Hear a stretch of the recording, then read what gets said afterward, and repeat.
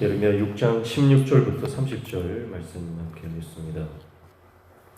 계속해서 이스라엘 백성들의 완악함, 그 죄악들을 하나님께서 선지자를 통해서 고발하고 있는 내용입니다. 16절부터 21절까지는 하나님의 말씀을 거절하고 있는 이스라엘 백성들을 고발하죠. 16절에 보면 하나님께서 선한 길이 어딘지 알아보라 말씀하셨지만 이스라엘 백성들은 우리는 그리로 가지 않겠노라 그렇게 말했어요. 우리는 그리로 가지 않겠노라. 그러니까 하나님의 말씀에 대해서 적극적으로 그리고 자발적으로 거절하고 있습니다. 또 17절에도 나팔 소리를 들으라 했지만 그들의 대답은 우리는 듣지 않겠노라 하였도다 그랬죠. 우리는 듣지 않겠다. 그러니까 그들의 마음이 얼마나 완악한지 하나님께서 말씀을 하셔도요, 우리는 그리로 가지도 않고 우리는 듣지도 않겠다. 마음이 완전히 굳어 있어요. 그래서 하나님의 말씀을 듣기를 거절하고 있습니다. 그 결과가 19절이죠. 땅이여 들으라, 내가 이 백성에게 재앙을 내리리니 이것이 그들의 생각의 결과라. 그들이 내 말을 듣지 아니하며 내 율법을 거절하였음이니라. 그렇게 말씀하고 있죠. 재앙이 내리는데 그 재앙이 생각의 결과다. 그렇게 말씀하고 있습니다.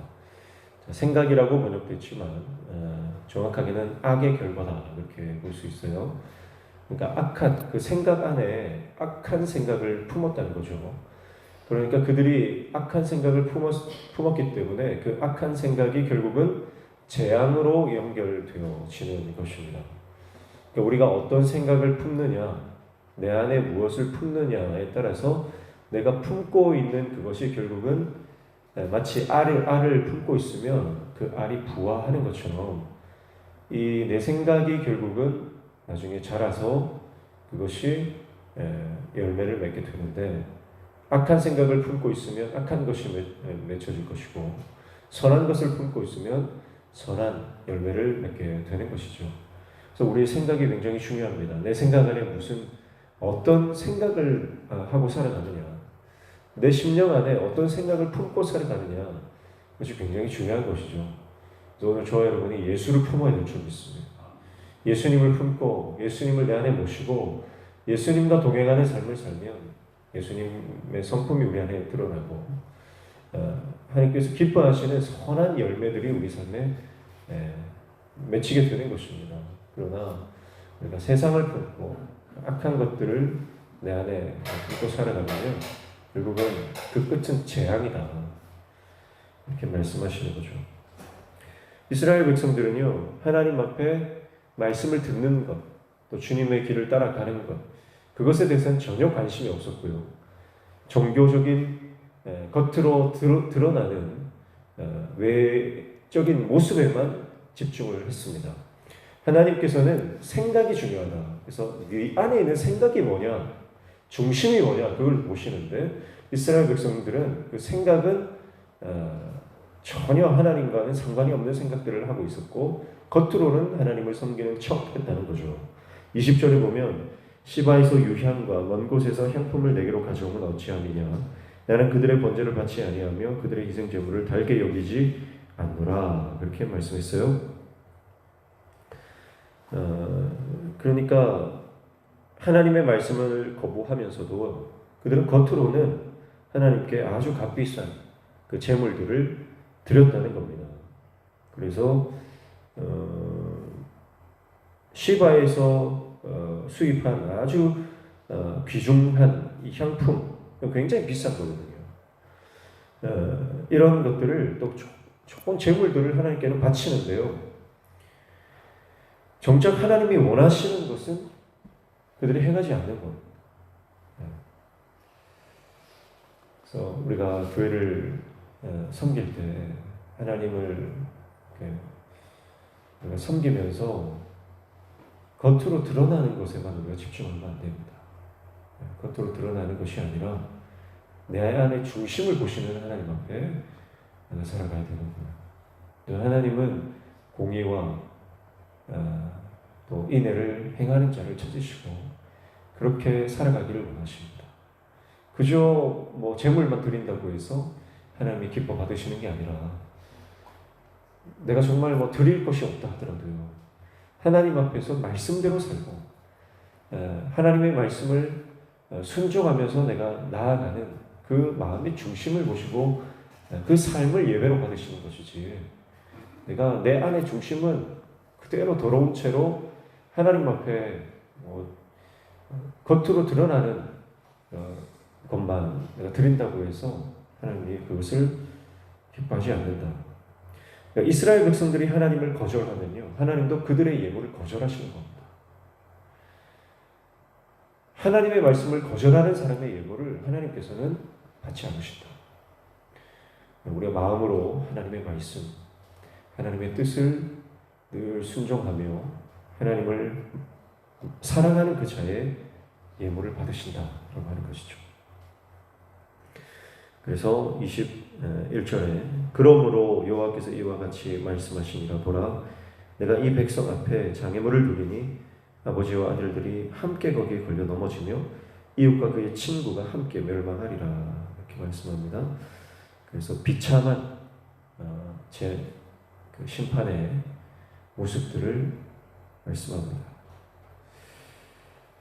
22절부터 26절까지는 북방에서 쳐들어오는 민족을 소개하면서 이스라엘이 위기에 처해 있음을 다시 한번 강조하고 있습니다. 자, 북방에서 오는 민족에 대해서 어떻게 소개하냐면 22절을 보면 여호와께서 이와 같이 말씀하시되 보라, 한 민족이 북방에서 오며 큰 나라가 땅끝에서부터 떨쳐 일어나나니 바벨론이죠. 23절에 그들은 활과 창을 잡았고 잔인하여 사랑이 없으며 목소리는 바다처럼 포효하는 소리라. 그들이 말을 타고 전사같이 다 대열을 벌이고 시온의 딸인 너를 치려 하느니라 하시도다. 자, 이들은요 활과 창을 잡았는데 강력한 무기, 군사력을 말하는 겁니다. 그런데 잔인하다는 거예요. 사랑이 없으며 잔인하고 사랑이 없다. 그러니까 그들이 이 땅에 당도하는 순간 이 처절한 상황이 펼쳐질 것임에 대해서 이 위기를 강조하고 있습니다. 24절에 우리가 그 소문을 들었으므로 손이 약하여졌고 고통이 우리를 잡았으므로 그 아픔이 해산하는 여인 같도다. 그랬어요. 소문만으로도 이미 맥이 풀리는 거죠. 그들이 온다는 소식만 들어도 이미 해산하는 여인이 겪는 고통과 같은 그 고통을 겪게 될 것이다. 두려워서 집 밖에도 못 나가는 거예요. 25절 보세요. 너희는 밭에도 나가지 말라. 길로도 다니지 말라. 원수의 칼이 있고 사방에 두려움이 있습니다. 그래서 이스라엘 백성들이 이 심판 앞에서 할 수 있는 것은 고통 속에서 애곡하는 것밖에 없다. 26절에 딸 내 백성이 굵은 배를 두르고 재에서 부르며 독자를 이름같이 슬퍼하며 통곡할지어다.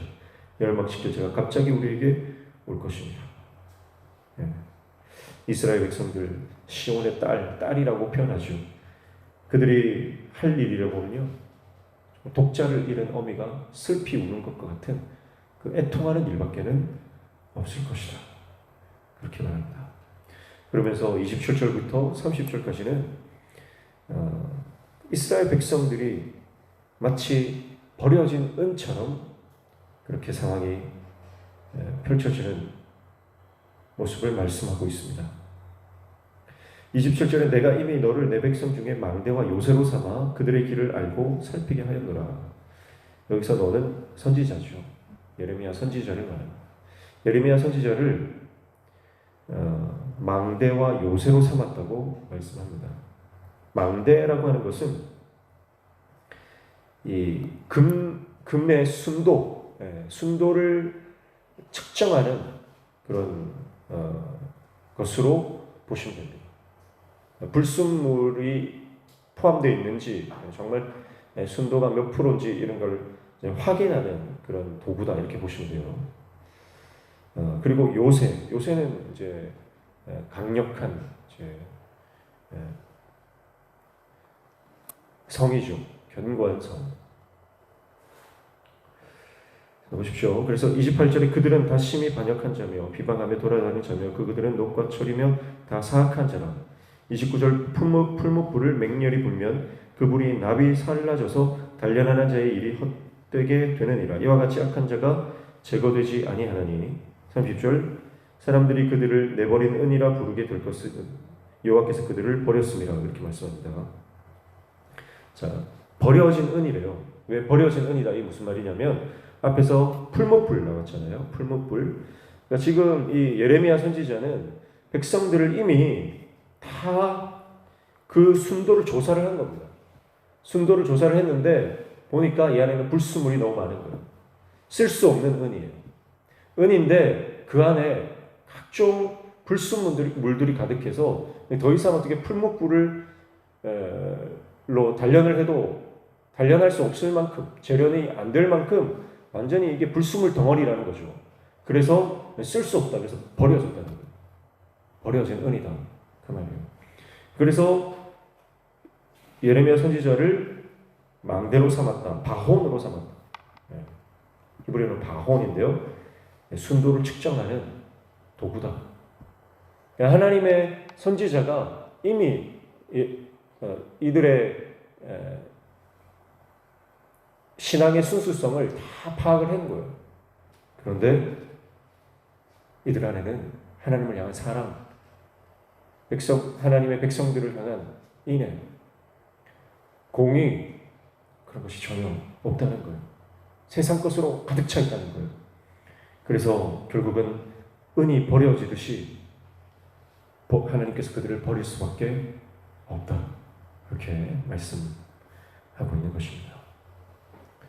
사랑하는 성도 여러분, 하나님은 우리의 신앙의 순도를 측정하시는 분입니다.